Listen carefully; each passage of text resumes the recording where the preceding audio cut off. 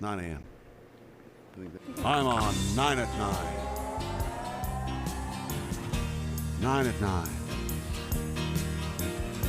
Giving me the news I need to know. And I really want to see the 9 at 9.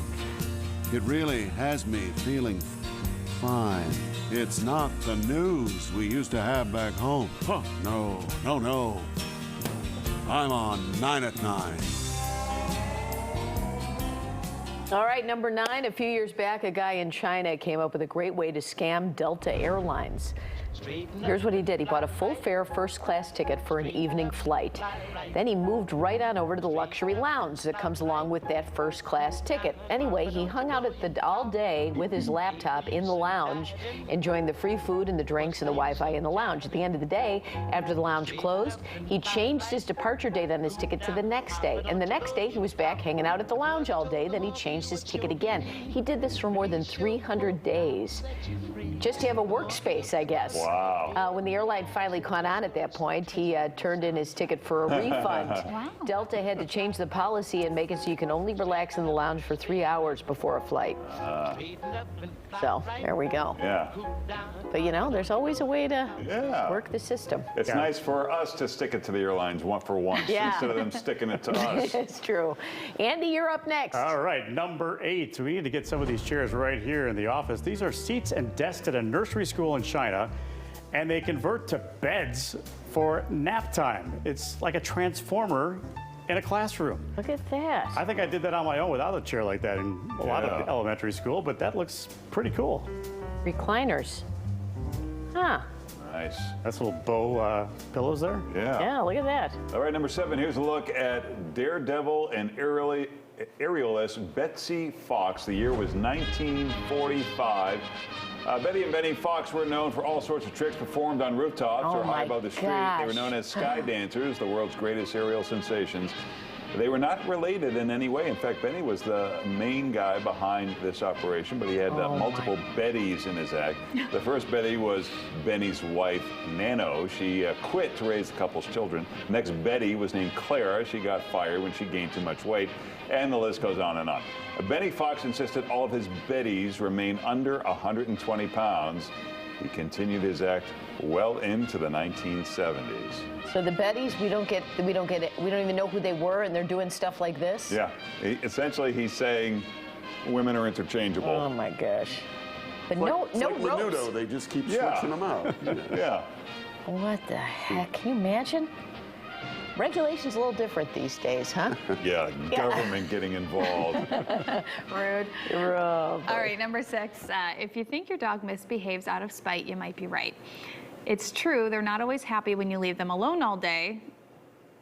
I think there's video. There we go. They might do things like this, chew up your shoes, chew up their beds, leave you a little present on the floor.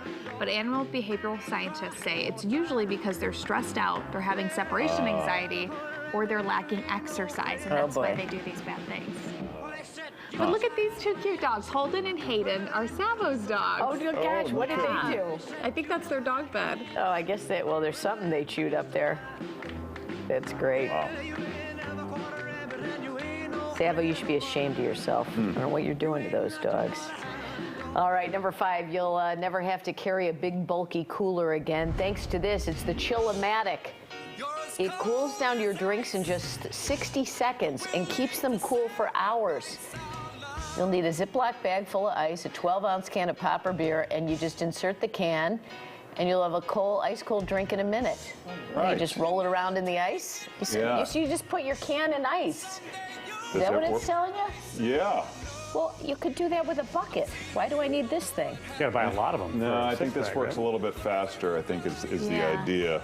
And probably if you don't have the fridge space for all of your cans, you can just chill one right away to drink it. So it rotates it in there. Yeah, it's science. It's science. It's fine. It's all science. Never mess with science. Yeah, hey, Andy. And number 4, it was Yul Brynner yesterday. Today, the Salvador Dali cookbook. The surrealist artist released this in 1973. It's a little bizarre. There are 136 recipes. One chapter is dedicated solely to aphrodisiacs. And there are photos of artworks that depict the food, like a mountain of crawfish. and something he calls 1,000-year-old eggs. Dolly was known to have very fancy dinner parties that were almost like theater productions with guests in costumes and even some wild animals roaming around his big house. Wow. I'll pass. Wow. I'll pass. Yeah. All right, number 3, why not challenge yourself this summer? Try taking a walk over the world's second longest pedestrian bridge. Nope. It's in northeast Portugal. The bridge itself is just under 1,700 feet long and should take 10 minutes to get across. It will take you over a waterfall, a gorge, and a river. If you dare to take a peek, you'll be staring around 576 feet straight down. But it is safe. Yeah. It's held together by steel cables sure. that could never, ever break. Only 10 minutes though. You'd do that? Well, so yeah, I think I would. Actually, I probably wouldn't. I'm just pretending like I would. 10 minutes feels quick. Well, that's how they said you can do it in 10 minutes, not if you're clinging for dear life on the side of the cables Yeah. and then you Knees get stuck in the knocking. middle. Yeah. Oy. All right, number 2, let's talk about the last drink of actor Oliver Reed. In 1999, at age 61, Reed was in Malta filming Gladiator with Russell Crowe. You might remember he played Proximo Sure. in the movie. Yeah. On his last night of filming, Reed stopped at a bar called The Pub. He drank 8 pints of lager, 12 double rums, and 14 whiskeys. No. Also, he won a bunch of arm wrestling contests with members of the British Royal Navy, and he paid for their entire round of drinks. Wow. Sadly, that turned out to be Oliver Reed's last night. He collapsed before an ambulance was able to arrive. The pub is now an unofficial shrine to Oliver Reed. Look Fans at that. and visitors. They sell T-shirts Yeah. that have what he drank. Merch. They can buy merch Wow. with his face on it. Wow. Well, Well, the challenge has been set there, Robin. geez, if it doesn't, I mean, really, but that killed a man who was known to be a Yeah, well. known Yeah. drinker. Can you imagine? Yeah. Oh, my. You know, the 13 whiskeys was probably fine. It's that 14th Yeah. one that puts you over the top. Well, they say at the parts of Gladiator at the end, if you watch that movie, I love that movie, but they had to have a double in from behind, shoot someone from behind for the last couple of scenes. Oh, really? Wow. Oh, because of that. Yeah, Okay. because he had died. Wow. All right, number 1. Yesterday we showed you how to spruce up your plants in a special way, but little did we know Christopher Walken did it first. Check this out, an SNL sketch from 2008. And now, indoor gardening tips from a man who's very scared of plants. Hi. These are my cactuses. I put googly eyes on them. A lot of people are putting googly eyes on their cactuses nowadays. I think it's because cactuses are dangerous. Cactuses have pricklers that can stab you in your hands, your throat, your face. So you need to know where you stand with them at all times. The only way to know where you stand with someone is to look into their eyes, right? Normally, plants don't have eyes, so it's hard for me to trust them. Hence, googly eyes. Still, a good rule of thumb is don't turn your back on a cactus.